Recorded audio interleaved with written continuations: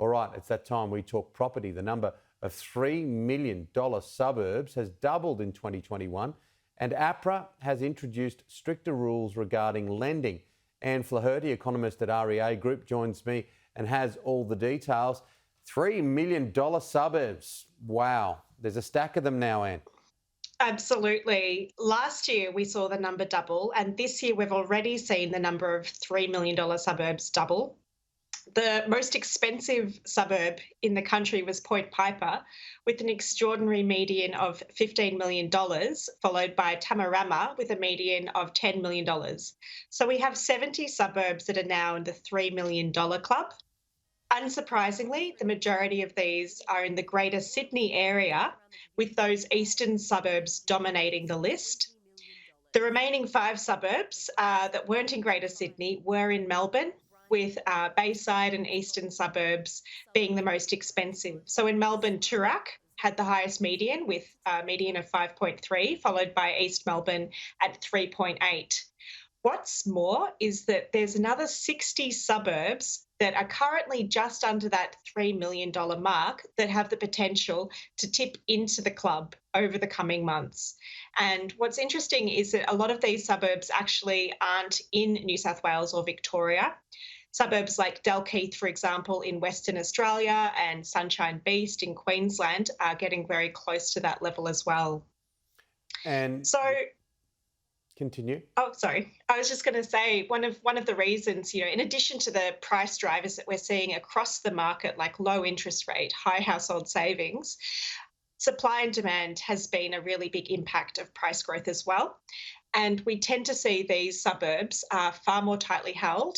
So the prices that people are willing to dish out in order to purchase in these suburbs tend to be, very, very competitive.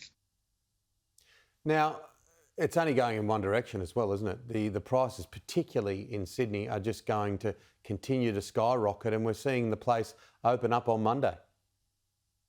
Absolutely. And, as I said, the fact that these suburbs are so tightly held, it's unlikely that these high-performing suburbs are going to see prices move backwards anytime soon.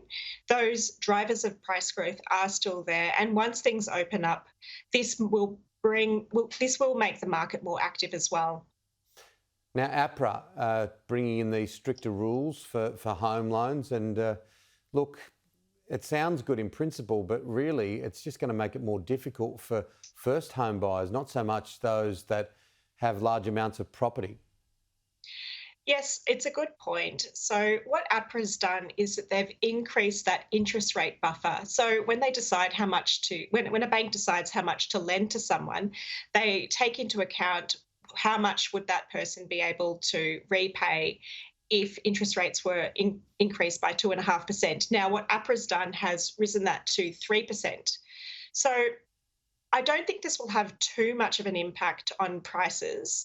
This is effectively reducing borrowing capacity by about 5%, but we know that 92% of borrowers, according to Commonwealth Bank, don't borrow that maximum amount anyway.